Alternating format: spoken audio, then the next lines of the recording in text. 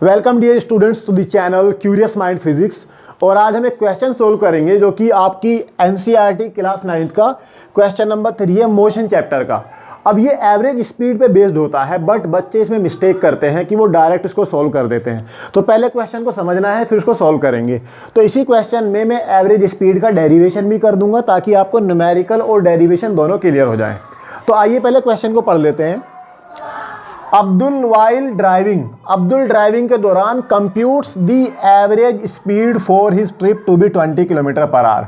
तो वो क्या करता है, अपनी स्पीड को कंप्यूट करता है और एवरेज स्पीड कितनी है उसकी, 20 kilometer per hour. On his return, अब जब वो वापस आएगा, on his return trip along the same route, तो जिस रास्ते से वो गया है उसी रास्ते से वो वापस आएगा।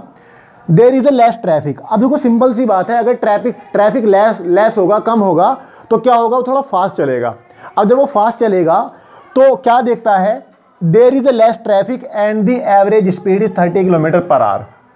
तो एवरेज स्पीड कितनी है, 30 किलोमीटर पर आवर। तो जाने की स्पीड 20 किलोमीटर पर आवर है और सेम रूट से आने की एवरेज स्पीड कितनी है, 30 किलोमीटर पर आवर।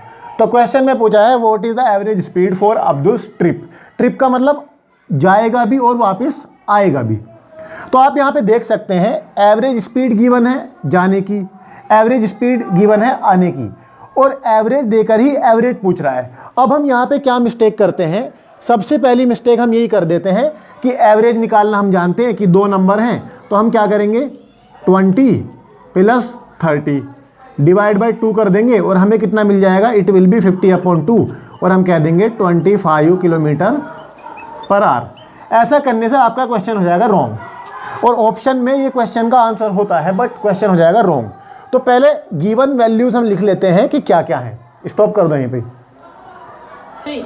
तो देखो हमने मान लिया कि गिवन स्पीड क्या क्या है हमारे पास में। हमने मान लिया कि जाने की स्पीड, हमने मान लिया कि जो जाने की स्पीड है वो है v1, और वो कितनी है, वो है 20 किलोमीटर पर आवर।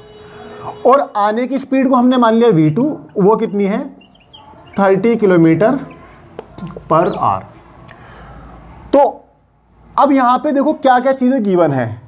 यहाँ पे स्पीड गिवन है, स्पीड गिवन है, और एवरेज स्पीड पूछा है। और मैंने आपको अभी पीछे बताया कि आपको दोनों को ऐड करके 2 से डिवाइड नहीं कर देना है। तो देखिए यहाँ पे हमको पता है एवरेज स्पीड निकालने का तरीका क्या होता है।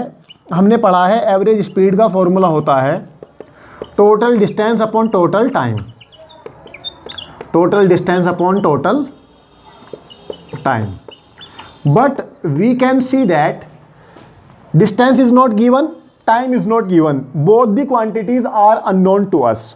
लेट अस कंसीडर कि अब्दुल की ट्रिप की जो जाने की डिस्टेंस है वो हमने मान ली x।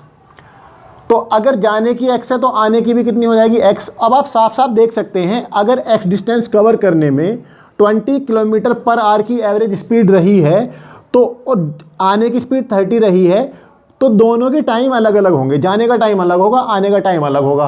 अगर टाइम सेम होता तो सेम डिस्टेंस के लिए एवरेज स्पीड भी हमारी सेम होती। तो हमने मान लिया कि जाने का टाइम कितना है t1 और लौटने का टाइम कितना है t2।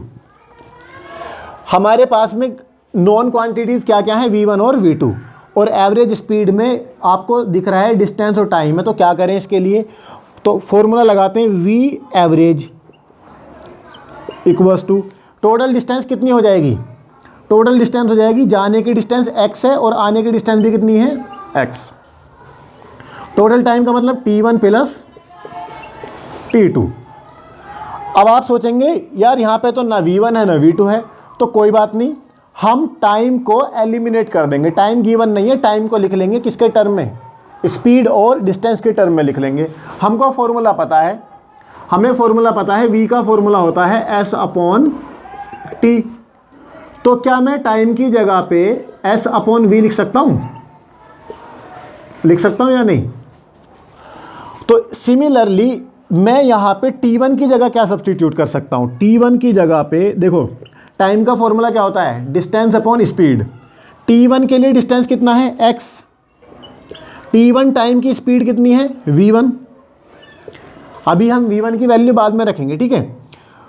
तो v1, इसी तरीके से t2 कितना हो जाएगा, t2 की वैल्यू हो जाएगी, देखो t2 का डिस्टेंस तो सेम है x, और स्पीड कितनी है v2, तो x अपॉन v2। हमने क्या काम किया, टाइम अननोन था, t1 और t2 को लिख लिया x v1 और x और v2 के टर्म में हमने इसको लिख लिया। अब आप इस वाली इक्वेशन में ये वैल्यू सब्स्टिट्यूट कर दीजिए किस किस की, t1 और t2 की, तो हमें क्या मिलेगा, v average equals to x plus x कितना हो जाएगा 2x, t1 की जगह सब्स्टिट्यूट करेंगे, t1 की जगह सब्स्टिट्यूट करेंगे x अपॉन v1 और t2 की जगह पे क्या लिखेंगे x अपॉन v2। तो अब आप देख सकते हैं ये कितना हो जाएगा, यहाँ पे x कॉमन है नीचे, तो अगर यहाँ पे x कॉमन है तो v एवरेज हमारा हो जाएगा v average equals to 2x upon, अगर मैं x कॉमन ले लूँगा तो अंदर बचेगा 1 अपॉन v1, यहाँ से x बाहर चला गया, यहाँ से x बाहर जाएगा तो 1 अपॉन v2 बचेगा, तो प्लस 1 अपॉन v2। ऐसा करने से क्या फ़ायदा हुआ, x कैंसिल हो गया, हमारे पास में v एवरेज का फॉर्मूला आया कितना, हमारे पास में v एवरेज का फॉर्मूला आ गया 2 upon 1 upon v1 plus 1 upon v2। अब इसको आपको क्रॉस मल्टीप्लाई करके सोल्व कर लेना है, तो अगर आप सोल्व करेंगे तो ये हो जाएगा आपका 2 अपॉन v2 की इधर मल्टीप्लाई करेंगे v2, v1 की इधर करेंगे v1 और आपस में करेंगे तो v1 v2, ठीक है। अब आपको पता है कि ये जो है ऊपर चला जाएगा, तो v एवरेज का फॉर्मूला हमारे पास में कितना आ गया, v एवरेज का फॉर्मूला हमारे पास में आ गया 2v1 v2 upon v1 plus v2। ये है आपका अल्टीमेट रिजल्ट जो है। तो एवरेज स्पीड अगर गिवन होगी तो एवरेज स्पीड निकालने के लिए क्या करेंगे, 2v1 v2 upon v1 plus v2, दोनों स्पीड की मल्टीप्लाई करेंगे और 2 से मल्टीप्लाई कर देंगे और दोनों को ऐड कर देंगे।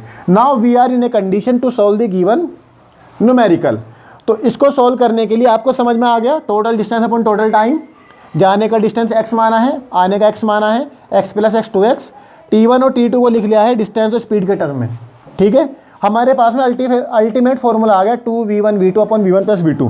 तो ये फॉर्मूला तब वैलिड होगा जब ऑब्जेक्ट इक्वल डिस्टेंस कवर कर रहा होगा, इस बात का ध्यान रखना है आपको। ऑब्जेक्ट ऐसे भी कर सकता है, सेम डिस्टेंस को आधा आधा करके कवर कर सकता है, मान लिया हाफ उसने x/2 कवर किया और x/2 कवर किया, तब भी सेम फॉर्मूला होगा। तो अब हमको पता है अब्दुल की जो स्पीड है, एवरेज स्पीड, वो कितनी है, v1 जाने की और v2 आने की है। तो आपको डिस्टेंस और टाइम से कोई मतलब ही नहीं है, वैल्यूज़ रखनी है। तो अब हम इस न्यूमेरिकल को बहुत आसानी से सोल्व कर सकते हैं, तो मैं इसको यहीं पे सोल्व कर देता हूँ, ठीक है। तो देखिए अब मैं इस न्यूमेरिकल को सोल्व करने के लिए हमारे पास v1 v2 है, तो v एवरेज का फॉर्मूला हमने अभी निकाला है कितना, 2v1 v2 upon v1 plus v2, ठीक है। वैल्यू रख दें, 2v1 की जगह कितना 20, v2 की जगह कितना 30 अपॉन 20 प्लस 30। तो ये वैल्यू हमारे पास कितनी आ जाएगी बच्चों, इट विल बी, ये कितना हो जाएगा 2 2 4 40 इंटू 30 और अपॉन में कितना हो जाएगा 50, 0 है 0 कैंसिल हो जाएगा, 5 8 जा 40, 8 3 जा 8 की 3 मल्टीप्लाई करेंगे तो 24 किलोमीटर पर आवर। ये हमारा आया बच्चों एवरेज स्पीड का आंसर।